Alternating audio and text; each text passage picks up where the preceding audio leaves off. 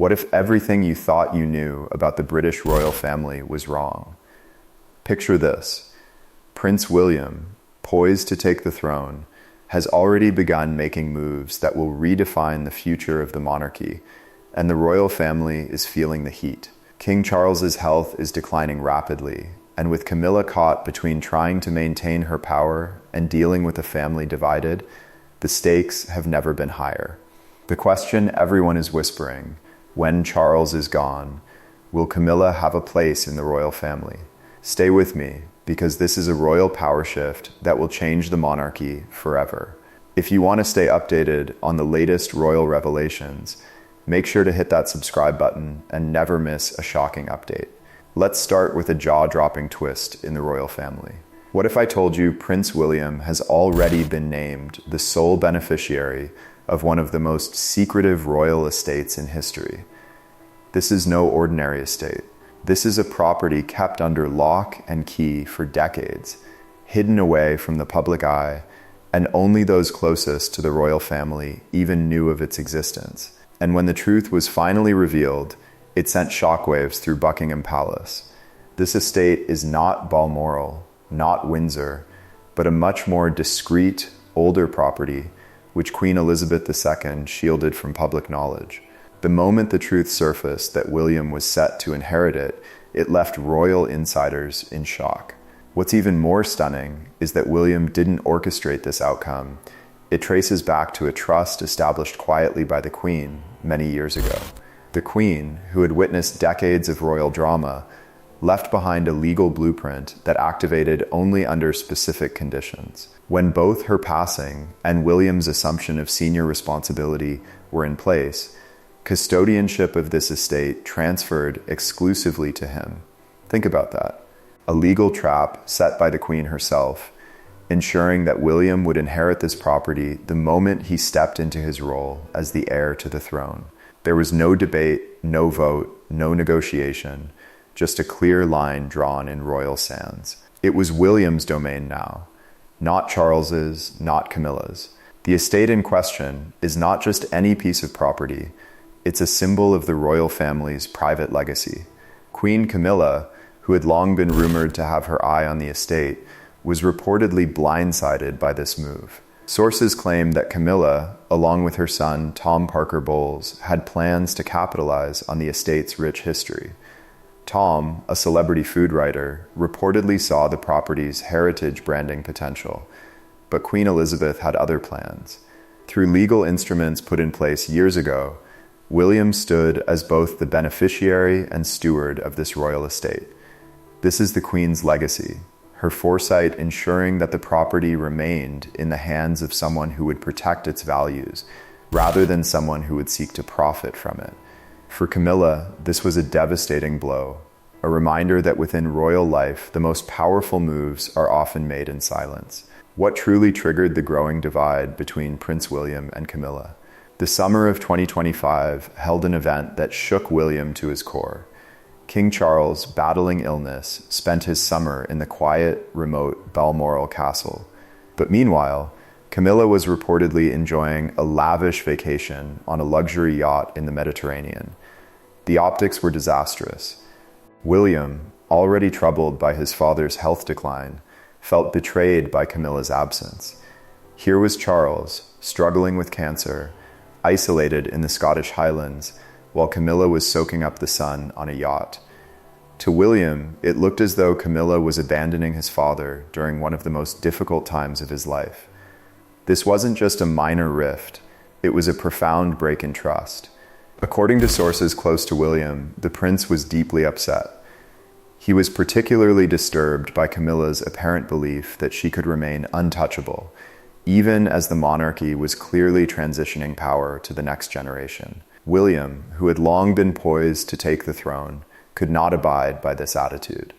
And more importantly, he could not stand by while his father suffered without the support of his own wife. While Camilla's absence over the summer of 2025 enraged William, it wasn't just the yacht trip that would mark the beginning of his quiet power grab.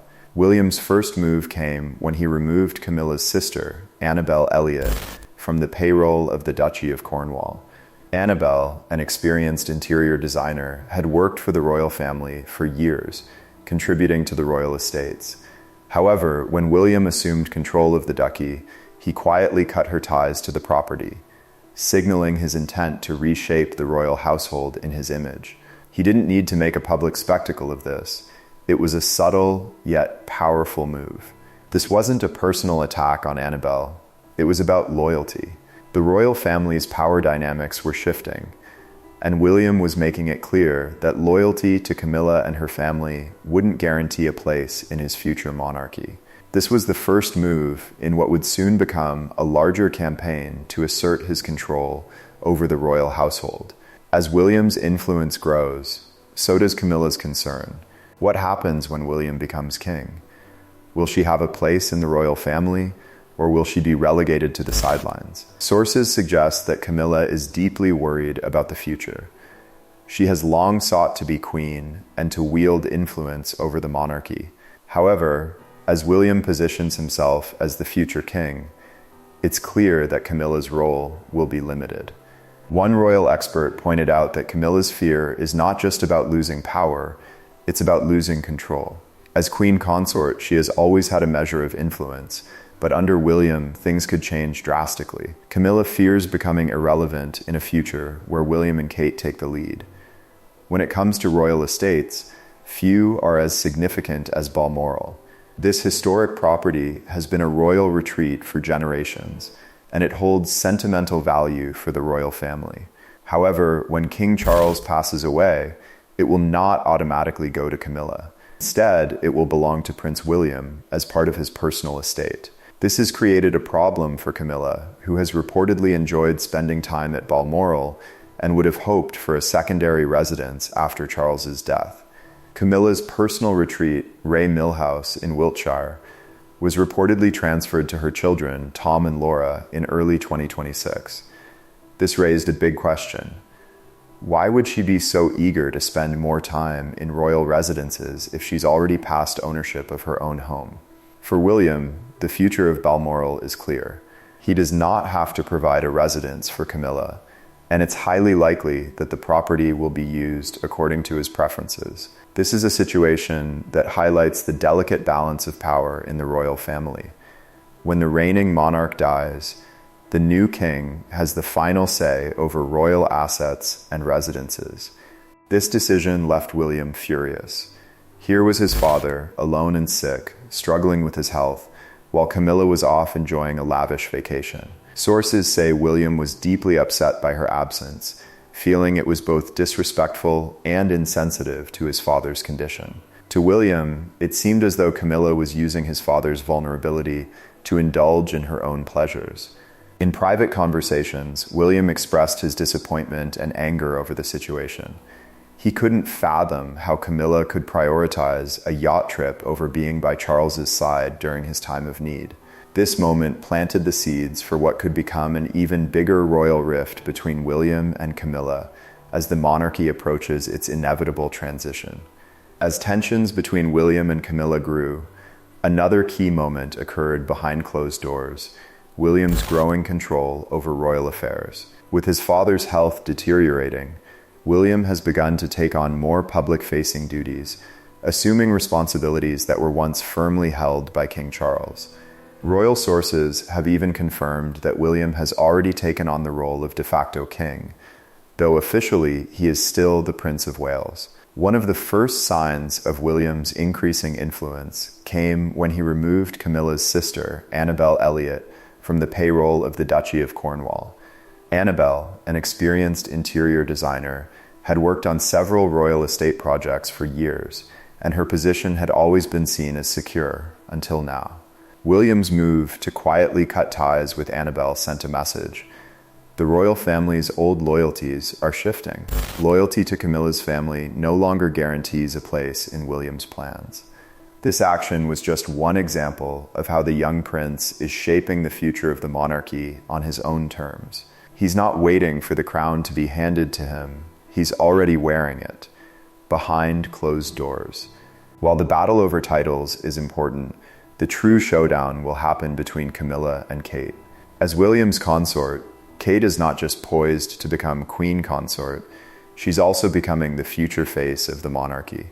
Royal insiders have reported that Camilla feels threatened by Kate's rise, and her behavior is increasingly at odds with the younger princess. One pivotal moment occurred during the state visit from US President Donald Trump. At this event, Camilla reportedly noticed Kate's commanding presence and the way she quickly captured the public's attention. Camilla, who has long fought for power in the royal family, saw Kate's natural elegance and grace as a direct challenge to her own status. The competition between the two women is not just personal, it's political. The monarchy's future rests on who will have the most influence during this period of transition. Camilla has spent years cultivating a public image as queen consort, while Kate is seen as a modernizing force within the royal family. For Camilla, Kate's rise signals the beginning of the end for her own power. When it comes to William's vision for the future of the monarchy, one thing is clear.